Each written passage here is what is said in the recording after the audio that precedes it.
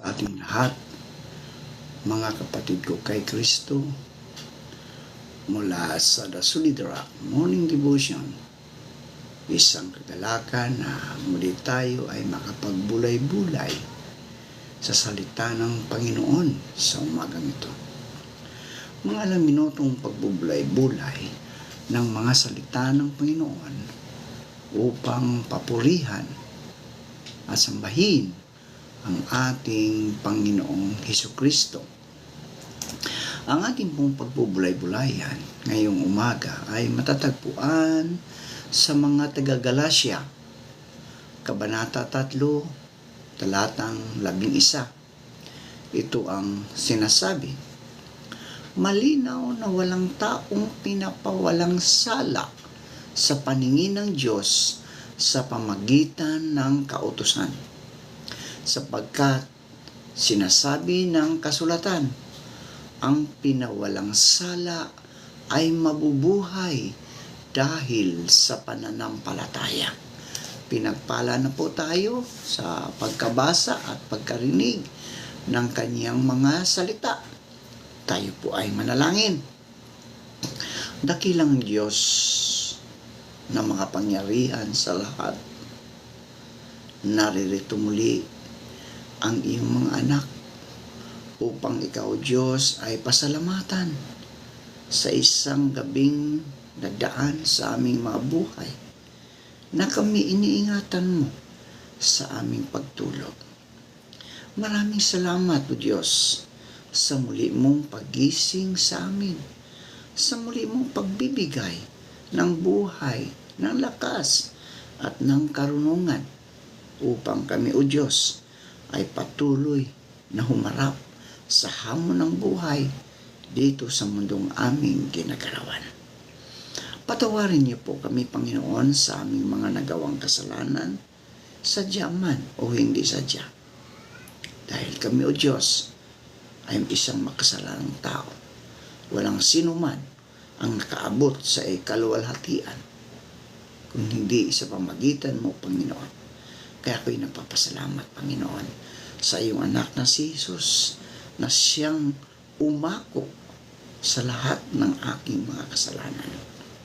Panginoong Hesus, sa umagang ito, aming inilalapit sa inyo ang iyong mga anak na nasa banig ng mga karamdaman.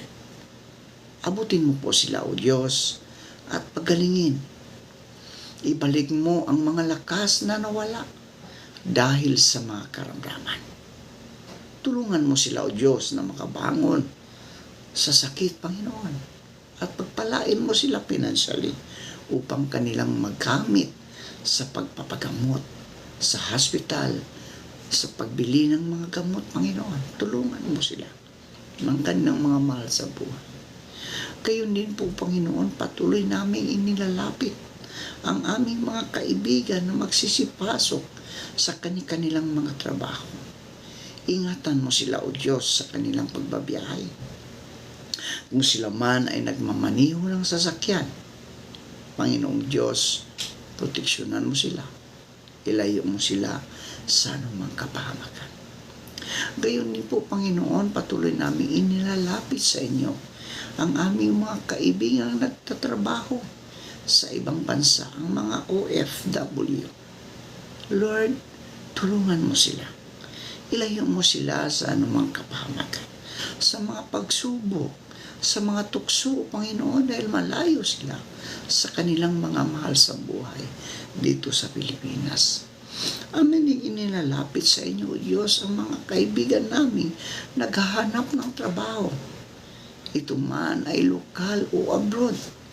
Naway makasumpong sila ng magandang trabaho sa tulong ng iyong banal na Espiritu upang sila, O Diyos, ay magkaroon ng hanap buhay.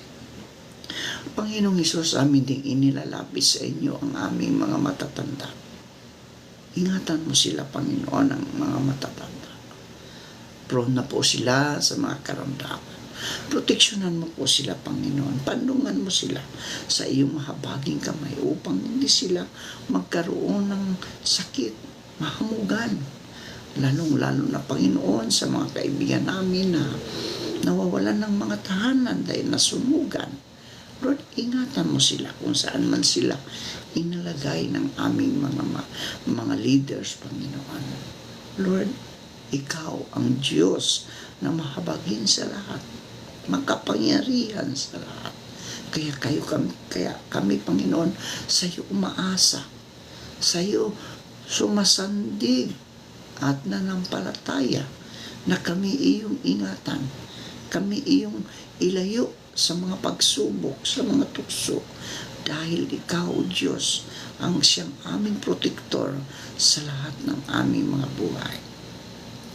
Panginoon Hesus, patuloy kong itinataas sa inyo ang aming mga kaibigang mga mangingisda. Patuloy mo po silang ingatan sa laot ng karagatan, tulad ng pag-iingat mo sa iyong mga apostol na naroon sa laot nang ang malakas na hangin ay kanilang naranasan at ito'y iyong pinahinto. Aming din nilalapit sa inyo ang mga magsasaka, Panginoon, ang mga nagtatanim ng palay, gulay, prutas at iba pa. Ingatan mo sila sa kapahamakan, Panginoon. Ilayo mo sila sa anumang mga pagsubok sa buhay. Bagkus hanguin mo sila, Panginoon, sa mga pagsubok. O hanguin mo sila sa kahirapan, Panginoon.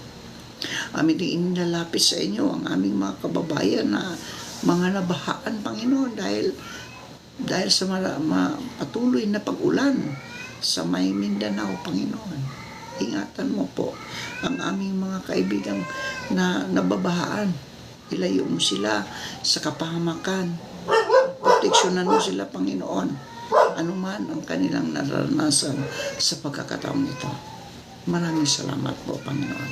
At patuloy ko rin tinataas sa inyo, Panginoon, ang mga kaibigan namin na nagsiselebrate ng kanilang kaarawan. Ngayon, birthday nila ngayon, Panginoon. Ingatan mo sila at pagpalain mo sila, Panginoon. Maging ang mga kaibigan namin na magsiselebrate ng kanilang wedding anniversary, pagpalain mo sila.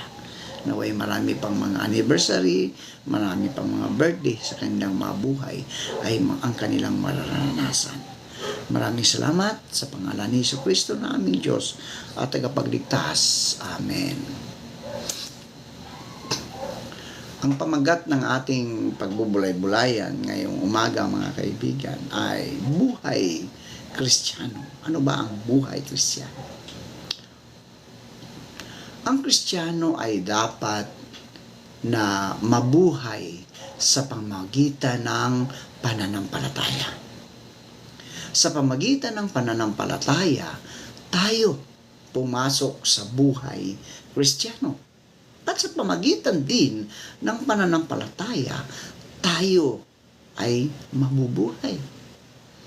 Nang mag-umpisa ang ating buhay Kristiyano, mga kaibigan, sa pamamagitan ng ating paglapit kay Jesucristo para sa kapatawaran ng ating mga kasalanan, naunawaan natin na hindi natin makakamit ang ating hinahanap sa pamamagitan ng ibang pamaraan, kundi sa pamamagitan lamang ng pananampalataya.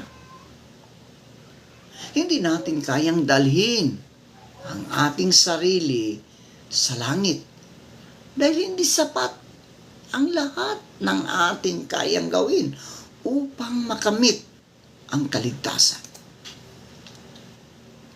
Ang mga naniniwala na kaya nilang makamtan ang buhay na walang hanggan sa pamagitan ng pagsunod sa mga batas o alituntunin o sa listahan ng mga dapat at hindi dapat gawin, ay tinatanggihan ang malinaw na itinuturo ng Biblia. Maliwanag nga sa sinuman ay hindi inaaring ganap sa kautusan sa harapan ng Diyos, sapagkat ang ganap ay mabubuhay sa pananampalataya ayon sa Galacia, Kabanata 3, talatang 11. Tinanggihan si Jesus ng mga Pariseo dahil sinabi niya sa kanila ang katotohanan ito. na walang halaga ang kanilang mabubuting gawa at tanging ang pananampalataya lamang sa Kanya ang kasangkapan para sa kaligtasan. Sa unang kabanata ng Aklat ng Roma, mga kaibigan, sinabi ni Apostol Pablo na ang Ebanghelyo ni Jesucristo ang kapangyarihan na nagliligtas sa atin. At ang Ebanghelyo ang mabuting balita at ang lahat ng nananalig sa Kanya ay magkakaroon ng buhay na walang hanggan. Nang pumasok tayo sa buhay Kristiyano, mga kaibigan, sa pamagitan ng pananampalataya, nakikita natin na lumalago ang ating pananampalataya habang nakikilala natin ang Diyos na nagligtas sa atin. Aktual na ipinakilala sa atin ng Ebanghelyo ni Kristo ang Diyos habang namumuhay tayo sa isang malapit na kaugnayan sa Kanya araw-araw.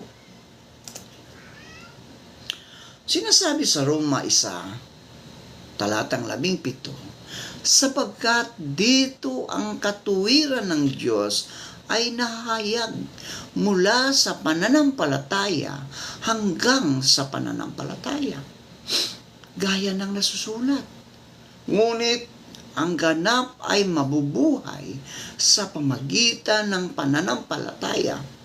Kaya nga, bahagi ng buhay Kristiyano ang masigasig na pagbabasa at pag-aaral ng salita ng Diyos, kasabay ang panalangin para sa pag-unawa at karunungan para sa isang mas malapit na at personal na kaugnayan sa Diyos sa pamagitan ng banal na Espiritu. Ang buhay Kristiyano, mga kaibigan, ay isang buhay ng pagkamatay sa sarili para mabuhay sa isang buhay ng pananampalataya. Sinabi ni Apostol Pablo sa mga taga-Galacia, ako'y napako sa krus na kasama ni Kristo. At hindi na ako ang nabubuhay, kundi si Kristo ang nabubuhay sa akin. At ang buhay na ikinabubuhay ko ngayon sa laman ay ikinabubuhay ko sa pananampalataya. Ang pananampalataya na ito'y sa anak ng Diyos na sa akin ay umibig at ibinigay ang kanyang sarili dahil sa akin. Ayon sa Galacia, Kabanata 2, talatang 20.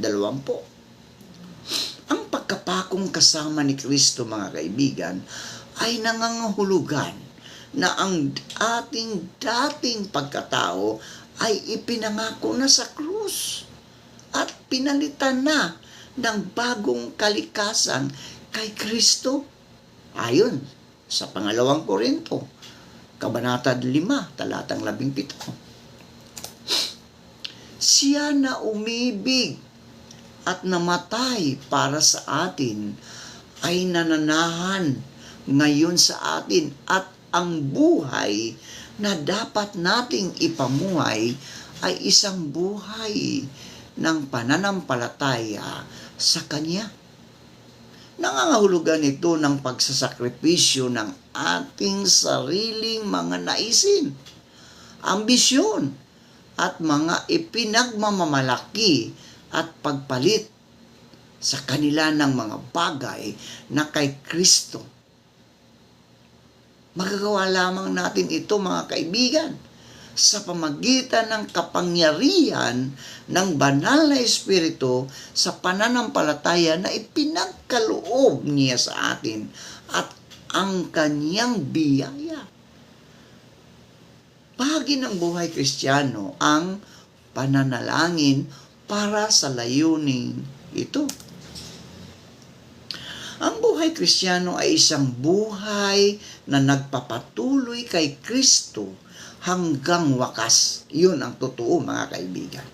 Tinatalakay sa Hebreo, Kabanata 10, talatang 38 hanggang 39, ang isyong ito sa pamagitan ng pagbanggit sa hula ni Propeta Habakuk mula sa Lumang Tipan, na sa kanya'y kayo rin naman, pagkarinig ng aral ng katotohanan ng Ebanghelyo ng inyong kaligtasan, nasa kanya rin naman mula nang kayo'y magsisampalataya at kayo'y tinatakal ng Espiritu Santo na ipinangako na siyang patutuo sa ating amana hanggang sa ikatutubos ng sariling pag-aari ng Diyos, sa ikapupuri ng kanyang kalwalhatian.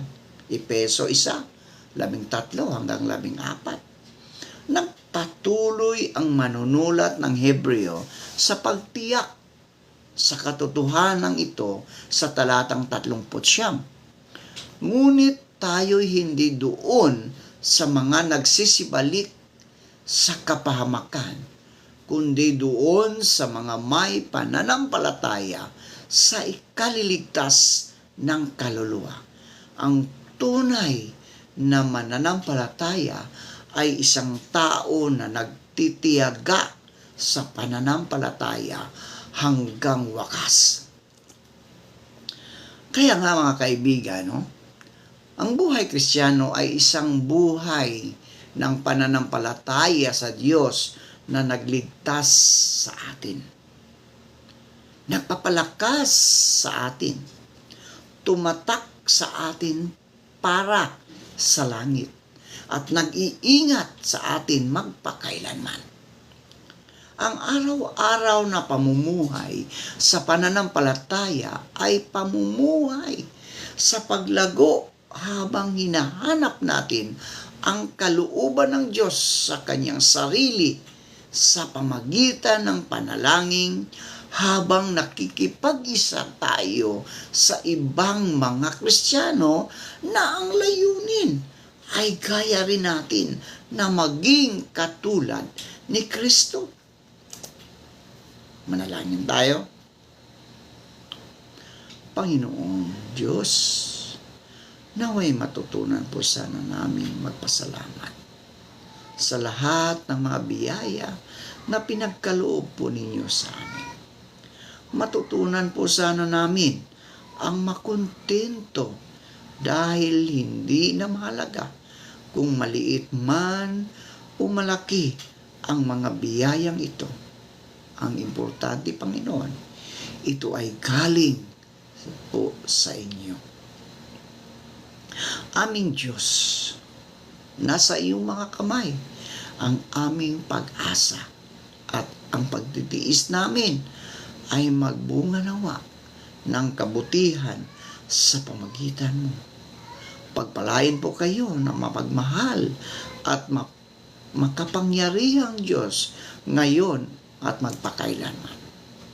Panginoong Diyos, patuloy naming inilalapit sa inyo ang aming mga kaibigan na naliligaw ng landas, na huwag matagpuan nila ang liwanag at tanggapin kanila bilang kanilang Diyos at tagapagligtas, upang sila, Panginoon, ay magkaroon ng pagbabagong buhay para sa kanila, upang sila ay magkaroon ng buhay na walang hanggan. Pagpalain ka nawa ng Panginoon at ingatan ka.